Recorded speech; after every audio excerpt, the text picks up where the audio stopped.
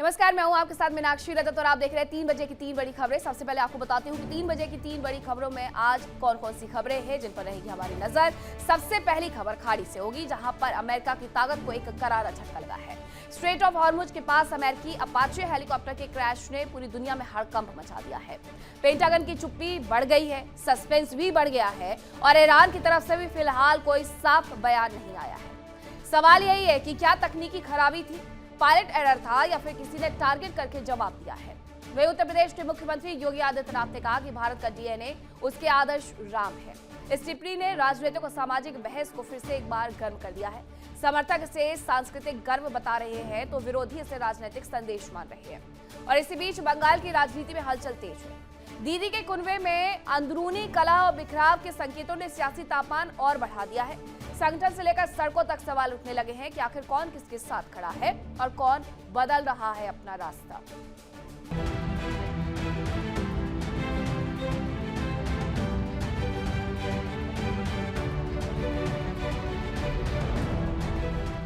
और शुरुआत करेंगे पहली खबर के साथ। खबर यह है कि हॉर्मुज में अमेरिकी अपाचे हेलीकॉप्टर विमान क्रैश हुआ है। सवाल उठ रहे हैं कि यह साजिश थी या कोई तकनीकी फेलियर था। इजरायली हमले का ईरान ने बदला ले लिया है, ये तमाम सवाल खड़े हो रहे हैं। और इसी के साथ ईरानी ड्रोन ने अपाचे को मार गिराया है, ऐसे संदेह भी जताए जा रहे हैं। पश्चिम एशिया में बढ़ते तनाव के बीच में हद तब हो गई जब अमेरिकी सेना का Apache helicopter straight of Hormuz के पास एक्सीडेंट का शिकार हो गया। हालांकि राहत की बात यही रही कि हेलीकॉप्टर में सवार दोनों चालक दल के सदस्यों को सुरक्षित बचा लिया गया। अमेरिकी अखबार ने घटना से जुड़े अधिकारियों के हवाले से बताया कि हेलीकॉप्टर दुर्घटना की वजह अभी साफ नहीं हो पाई। फिलहाल ये पता नहीं चल सका कि हेलीकॉप्टर को ईरान की ओर से मार गिराया गया, उसमें कोई तकनीकी खराबी आई थी या फिर किसी अन्य कारण से वो दुर्घटनाग्रस्त हुआ था। ये घटना ऐसे समय हुई है जब उसी दिन ईरान और इजरायल के बीच में सैन्य हमले किए जा रहे थे। अमेरिकी राष्ट्रपति डोनाल्ड ट्रंप ने घटना की पुष्टि करते हुए कहा है कि हेलीकॉप्टर में सवार दोनों पायलट पूरी तरीके से सुरक्षित है। तस्वीरें भी सामने आई हैं।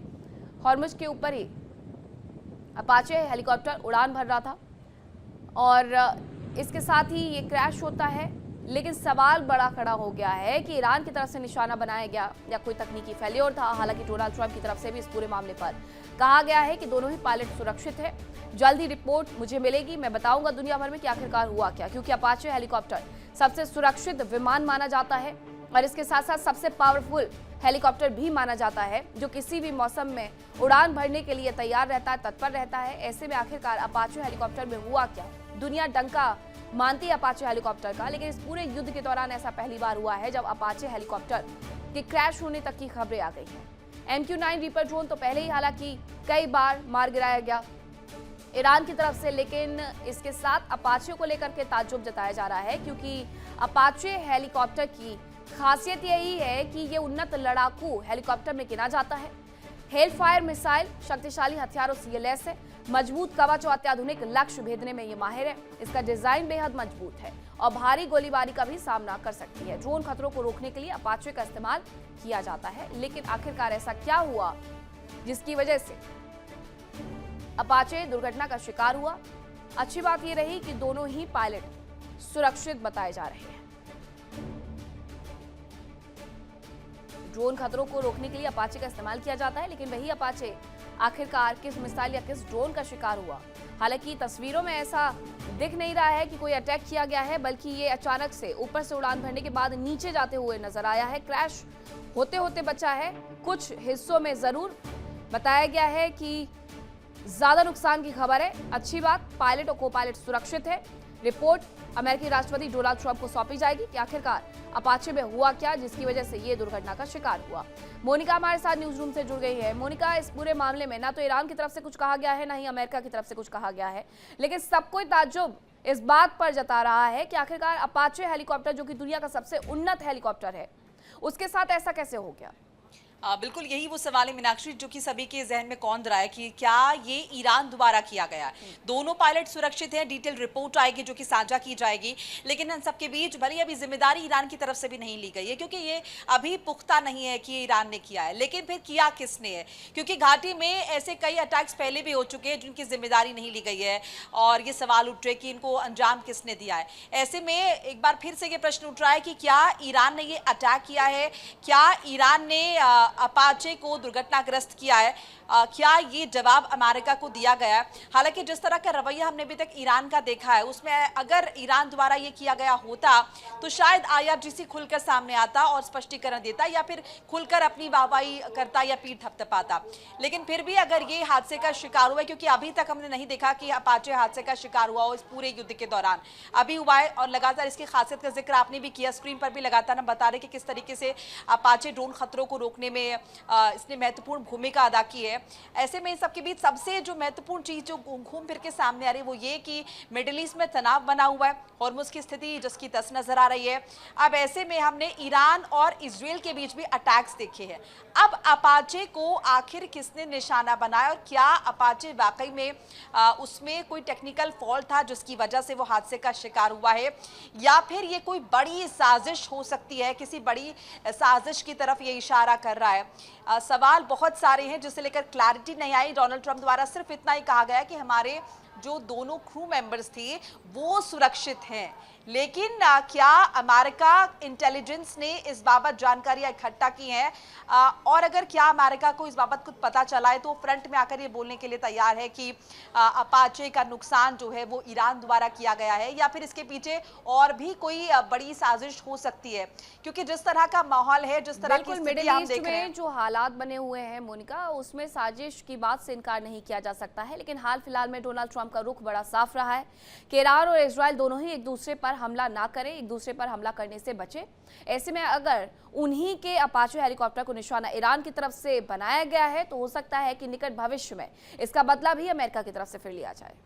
निश्चित तौर पर अगर ये अटैक, अगर ऐसी इंटेलिजेंस, अमेरिकी इंटेलिजेंस एजेंसीज अगर इस तरह की खबर जुटाती हैं, या फिर ईरान सामने आकर IRGC समक्ष आके ये बात रखता है कि ये जो अटैक है ये उनके द्वारा किया गया है, तो निश्चित तौर पर इसका रिटालिएशन होगा, इसके रिपरकशंस होंगे, और अमेरिका इसको किसी भी तरीके से ऐसे नहीं जाने देगा। वो निश्चित तौर पर पलटवार करेगा। और अभी जो हम खाड़ी में स्थिति देख रहे हैं वो और भयावह हो सकती है, क्योंकि अभी डोनाल्ड ट्रंप लगातार ये कहते हुए नजर आ रहे हैं कि इजराइल अटैक ना करे, ईरान अटैक ना करे, और किसी भी तरीके से एस्केलेट ना हो युद्ध, ताकि स्थितियां कंट्रोल में रहें और समझौता किया जा सके। इसे लेकर भी मीनाक्षी तमाम तरह के इंटरप्रिटेशन हमने भी लगाए, आपने भी लगाए, तमाम जानकार भी बता रहे हैं कि डोनाल्ड ट्रंप क्या सिर्फ ये शांति पोर्ट्रे करने की कोशिश कर रहे हैं, क्या उनके जहन में भी कोई साजिश चल रही है? क्योंकि डोनाल्ड ट्रंप के स्टेटमेंट्स में हमेशा अगर हम देखें तो अंतर नजर आया है, उनकी कथनी करनी में अंतर नजर आया है। हालांकि ये जरूर मोनिका उनकी तरफ से कहा जा रहा है कि बुधवार तक मुझे रिपोर्ट मिल जाएगी, उसके बाद मैं दुनिया के साथ साझा करूंगा कि आखिरकार हुआ क्या था।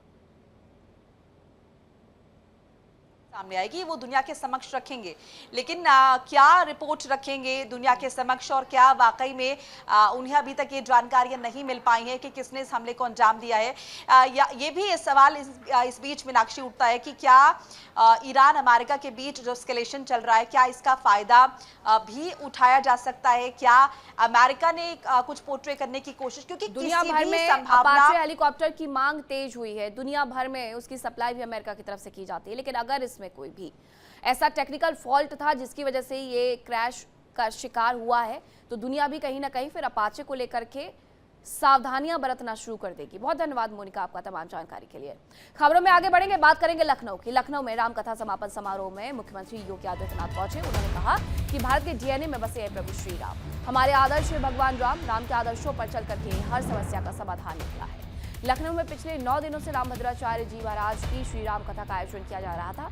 आज कार्यक्रम का समापन हुआ। इस कार्यक्रम में उत्तर प्रदेश के CM योगी आदित्यनाथ भी पहुंचे। उन्होंने कहा कि भारत का DNA उसके आदर्श राम है। उन्होंने कहा कि श्री राम जन्मभूमि आंदोलन के दौरान संतों ने इसे जन्म मरण का प्रश्न बनाया था।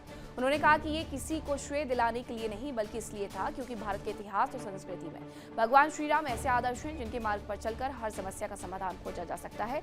CM योगी ने कहा कि राजनीति या पूर्वाग्रह से प्रेरित कुछ चुनिंदा लोगों को छोड़ दे तो भारत के DNA में राम बसे हुए हैं, और ऐसा कोई भारतीय नहीं मिलेगा जिसने भगवान राम को अपना आदर्श ना माना हो।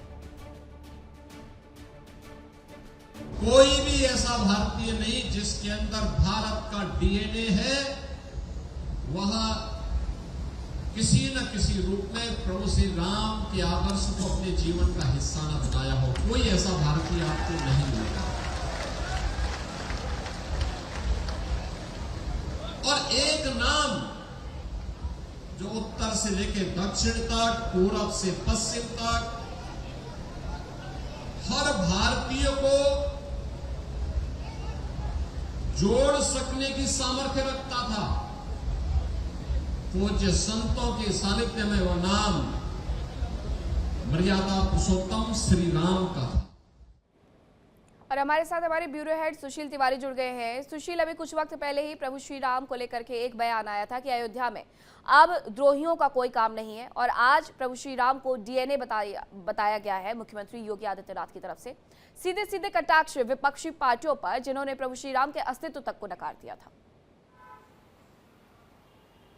बिल्कुल मीनाक्षी, जिस तरह आज योगी जी रामभद्राचार्य जी की कथा में गए थे, राम कथा 9वां दिन था, समापन था, जो उन्होंने साफ साफ कहा कि भगवान राम आदर्श हैं और कोई भी समस्या होती है तो भगवान राम जरूर उसको समस्या को दूर करते हैं। तो जो भी भारत का व्यक्ति है, अगर भारत का व्यक्ति है तो उसके डीएनए में राम होगा, क्योंकि गांव का व्यक्ति भी है, बिना पढ़ा लिखा होता है, वो भी हनुमान चालीसा पढ़ लेता है। कहीं ना कहीं जो भगवान राम के संपर्क में आया वो हम लोगों के पूज्य हो गए। तो ये बहुत बड़ी बात कही है। और जो डीएनए वाली बात कही, उन्होंने कहा जो विपक्षी लगातार जिस तरह का प्रयास करते हैं, और कहीं ना कहीं उस टाइम पर भी जो भगवान राम के विरोध में जैसे रावण ने तमाम बार प्रयास किया, तमाम राक्षसों ने तमाम उनके जो यज्ञ थे, विश्वामित्र जी का यज्ञ था, उनको कहीं ना कहीं डैमेज करने की कोशिश की, लेकिन भगवान राम सामने खड़े हो गए। तो इसी तरीके से जो इस तरह की जो ताकतें हैं वो आती हैं, तो ऐसी जो नकारात्मक शक्तियाँ हैं, नकारात्मक ताकतें हैं, वो देश का भविष्य खराब करती हैं और जो पूरा जो एक माहौल को खराब करती हैं। ऐसी ताकतों को रोकना है, और ऐसी ताकतों को रोकने के लिए बहुत ज़रूरी है कि हमको भगवान का स्मरण करना चाहिए, राम का स्मरण करना चाहिए। और राम में सब कुछ है, तो कहीं ना कहीं पूरे राम में, राम भक्ति में एकदम लीन दिखे योगी जी। और राम पूरी उन्होंने उनकी कथा को और जो वहाँ पर कुछ देर सुना भी, फिर सुनने के बाद जब उन्होंने बोलना शुरू किया राम के ऊपर, तो वाकई में लोग सुनकर सुन रहे थे और ये देख रहे थे योगी जी किस तरह पूरी बात कह रहे हैं। कहीं ना कहीं वो विपक्ष पर भी निशाना बना रहे थे। तो ये योगी जी का एक तरीका है, और योगी जी ने जिस तरह अपनी बात रखी, लोगों को कभी बात उनकी पसंद भी आई। जी मीनाक्षी, अब यहाँ पर समापन समारोह में मुख्यमंत्री योगी आदित्यनाथ पहुंचे हुए थे। उनकी तरफ से जो ये बड़ा बयान दिया गया है, उसके बाद क्या कोई पलटवार भी प्रदेश की राजनीति में देखने को मिलेगा? क्योंकि प्रभु श्री राम को लेकर के समाजवादी पार्टी रही हो, कांग्रेस रही हो, उनकी विचारधारा बहुत अलग थी। बिल्कुल मीनाक्षी, बिल्कुल पलटवार। अखिलेश तो अक्सर ट्वीट में माध्यम से पलटवार करते हैं। अभी तक तो ऐसा भी कोई पलटवार आया नहीं, क्योंकि आज दिन का ही मामला था। दिन में जो सीतापुर रोड है वहाँ पर योगी जी गए थे, बाकायदे उन्होंने ये बात जो कही है, तो इस पर पलटवार आने की संभावना जरूर है। लेकिन इतना जरूर है कि योगी जी ने साफ कर दिया है कि उत्तर प्रदेश में जिस तरह पूरा हम लोगों ने राम में होकर जो राम मंदिर का निर्माण कराया, राम मंदिर का निर्माण 492 वर्ष से ये मंदिर यहाँ पर नहीं बन पाया। कहीं ना कहीं जो श्री राम जन्मभूमि थी, उस जन्मभूमि को हम लोगों ने जिस तरह वहाँ प्रयास करके एक कम से कम एक बहुत ही दिव्य भव्य मंदिर बना है, तो उसको देखते हुए जो भी व्यक्ति है और राम का जो भी लिए भक्ति में डूबेगा, उसे कहीं ना कहीं उसको सभी सफलताएं मिलेंगी, और साथ में जो भगवान राम है उसको आशीर्वाद भी देंगे। तो ये पूरा एक उनका एक कहना ये था कि जिस तरह जो शक्तियाँ जो हैं, इस तरह की जो डिस्टर्ब करने वाली शक्तियाँ हैं, उनसे आप बचें। जी मीनाक्षी जी, तो क्या कुछ कहा गया है मुख्यमंत्री योगी आदित्यनाथ की तरफ से, वो आपने सुना, और इसके साथ साथ ये भी जाना कि आखिरकार वहां पर क्या कुछ चल रहा है। रामभद्राचार्य जी की कथा थी, जहां मुख्यमंत्री योगी आदित्यनाथ समापन समारोह में पहुंचे हुए थे, और ये बड़ा संदेश उनकी तरफ से आया है कि आदर्श भगवान श्री राम के मार्ग में हर समस्या का समाधान है। भारत के डीएनए में प्रभु श्री राम बसे हुए हैं। बहुत धन्यवाद आपका सुशील, तमाम जानकारी के लिए। बात करेंगे कि आखिरकार अब पश्चिम बंगाल में क्या चल रहा है। तृणमूल कांग्रेस में अंदरूनी दरार गहरा गई है। ममता बनर्जी के खिलाफ पार्टी के अंदर बगावत के सुर तेज हो गए हैं। बागी नेताओं ने राजनीति और रणनीति फैसलों पर सवाल उठा दिए हैं। बिना सत्ता के नहीं रह सकते बागी। कल्याण बनर्जी ने कहा है कि बागियों को नहीं अपनाएगी बीजेपी। ये कल्याण बनर्जी की तरफ से कहा गया है। पश्चिम बंगाल की सियासत एक बार फिर से उबाल पर है। इस बार टकराव सिर्फ विचारों का नहीं, बल्कि असंतोष की खुली जंग में बदलता दिख रहा है। एक तरफ मुख्यमंत्री ममता बनर्जी, दूसरी तरफ खड़े हैं बागी माने जा रहे वो नेता जो अब सवाल उठा रहे हैं, रणनीति पर उंगलियां उठा रहे हैं और संगठन के अंदर अपनी जगह को लेकर के खुलकर असंतोष जाहिर कर रहे हैं। और यहीं से शुरू होती है असली कहानी, क्योंकि ये सिर्फ एक राजनीतिक असहमति नहीं है, ये उस शक्ति संतुलन की लड़ाई है जहां एक तरफ है स्थापित नेतृत्व और दूसरी तरफ है अंदर ही अंदर पनपता विरोध।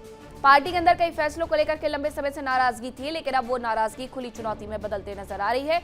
और राजनीति में जब चुनौती खुलकर के सामने आती है तो टूट से कोई नहीं रोक सकता। ममता बनर्जी का राजनीतिक इतिहास बताता है कि उन्होंने हर संकट को टकराव में नहीं बल्कि रणनीति में बदला है। लेकिन इस बार मामला थोड़ा अलग नजर आ रहा है, क्योंकि विरोध अब बाहर नहीं बल्कि अंदर से उठ रहा है। यानी जंग अब घर के अंदर है और ऐसे में सवाल यह है कि क्या ये बागी आवाजें पार्टी के अंदर सिर्फ अस्थायी असंतोष है या फिर कोई और वजह है। क्योंकि बंगाल की राजनीति में इतिहास गवाह है, जब जब अंदरूनी दरारें गहरी हुई हैं तब तब सियासी नक्शे बदले हैं, लेकिन इतना तय है कि लड़ाई खत्म नहीं हुई है। ये सिर्फ एक नया मोड़ है और असली टकराव भी अभी बाकी है। वहीं कीर्ति आजाद ने भी बागी सांसदों पर हमला बोला है। उन्होंने कहा कि हम हारे नहीं है, हमें हराया गया है। बागी सांसदों को शर्म आनी चाहिए। कीर्ति आजाद ने कहा है कि ये सब बीजेपी के इशारे पर हो रहा है।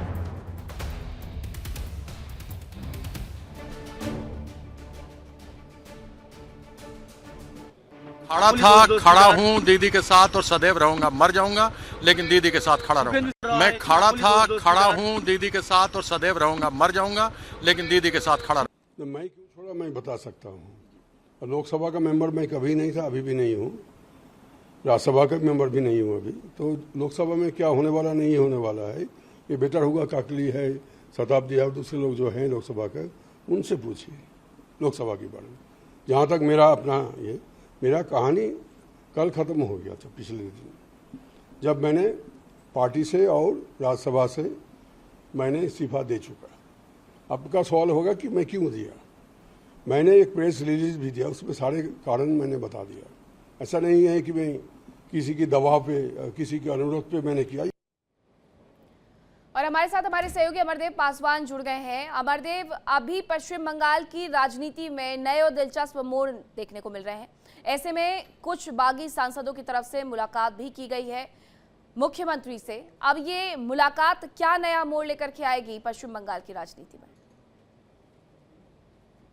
देखिए, शुरुआती दौर में देखा गया सत्ता परिवर्तन के बाद कि जो है टीएमसी के कई जो है विधायक जो है वो बागी हो गए, जिनमें से करीब 58 जो है बागी विधायकों ने जो है खुले तौर पे जो है वो ममता बनर्जी के खिलाफ जो है वो चुनौती देते हुए टीएमसी के अंदर ही एक और टीएमसी जो है का गठन जो है वो कर दिया और एक नई टीएमसी का जो है वो तैयार कर दिया।